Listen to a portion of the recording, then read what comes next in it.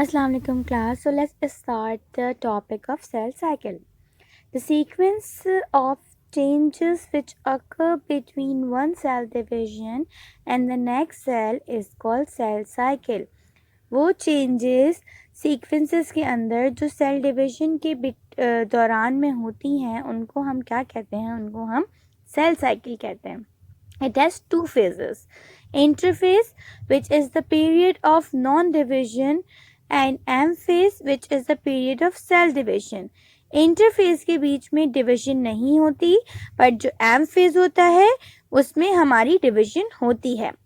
The cell cycle undergoes a sequence of changes which involve period of growth, replication of DNA followed by cell division. This sequence of changes is called cell cycle. आपके cell cycle के अंदर आपकी जो sequences होती हैं उनके अंदर changes आती हैं और उसके बीच में आपको जाहिर है कुछ टाइम ड्यूरेशन चाहिए होता है और उस सेल को जो कि 1 से 2 में डिवाइड होगा उसको ग्रोथ भी करनी होगी. जाहिर है कि एक सेल 1 से 2 हो रहा है तो उसको यकीनन अपने एक सेल के अंदर ग्रोथ करनी होगी, उसके बाद ही वो जो है वो 1 से 2 कर सकता है. उसको अपने डीएनए की रेप्लिकेशन करनी होगी, कॉपीज बनानी पड़ेंगी.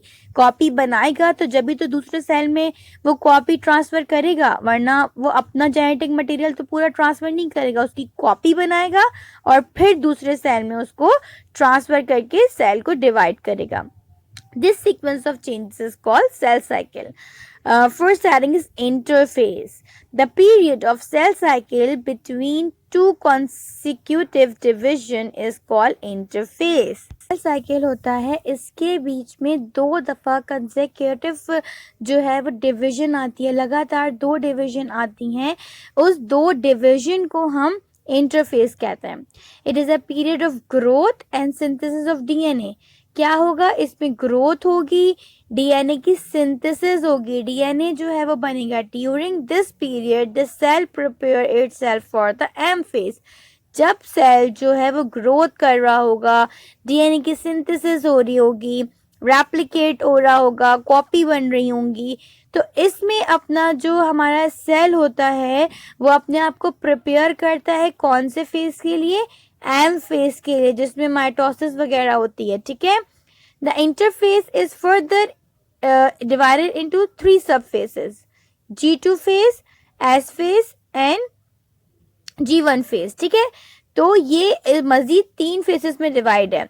सबसे पहले इसका गैप 1 फेज है. ये कौन सा पीरियड? It is extensive metabolic activity in which cell grow in size, specific enzymes are synthesized and DNA based units are accumulated for the DNA synthesis. At a point in G1, the cell may enter into a phase called G2, G0, where cells cycle stop. It remains for days, week or in some cases even for the lifetime of the organism. अच्छा जी, इन्होंने आपको जो है वो पूरी description दी है G1 phase के बारे में कि इसके अंदर क्या होता है. इसके अंदर मेटाबॉलिक एक्टिविटीज़ डन होती हैं कि भाई सेल जो है वो ग्रो हो रहा है, वो एनर्जी ले रहा है और वो अपने आप को प्रिपेयर कर रहा है कि भाई उसने जो है अब अपने आप को डिवाइड करना है. इसी फेज के अंदर एक फेज आता है जिसको हम G0 फेज कहते हैं. इसके अंदर सेल अपनी साइकिल को थोड़ी देर के लिए स्टॉप करता है. कभी वो कुछ दिनों के लिए स्टॉप करता है और कहीं कहीं पे कुछ ऐसे केसेस होते हैं जहां पर वो लाइफ टाइम के लिए उस ऑर्गेनिज्म में जो ग्रोथ और डिविजन का प्रोसेस है वो स्टॉप कर देता है. ठीक है. अब आ जाओ एस सिंथेसिस फेज के अंदर. S for synthesis phase. During this phase replication of DNA occur. As a result of its chromatin material is duplicated. इसमें क्या हो रहा है? इसमें DNA replicate कर रहा है, इसमें कॉपी बना रहा है अपनी.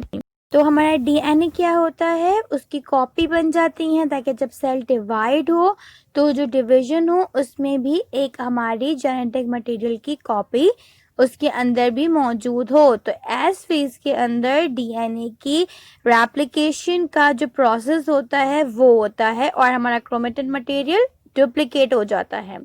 G2 phase. अच्छा जी, G2 फेज को हम प्री माइटोटिक फेज भी कहते हैं कि उसके ये माइटोसिस से पहले का स्टेज है।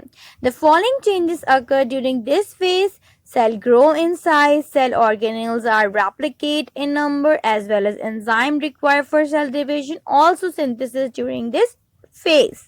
इस वाले फेज में क्या होता है कि सेल मजीद अपनी जो ग्रोथ होती है उसको जो है मेक श्योर करता है कि भाई वो प्रॉपर हो, जाहिर है वो ग्रोथ करता है कि उसको अब डिवीजन करनी है।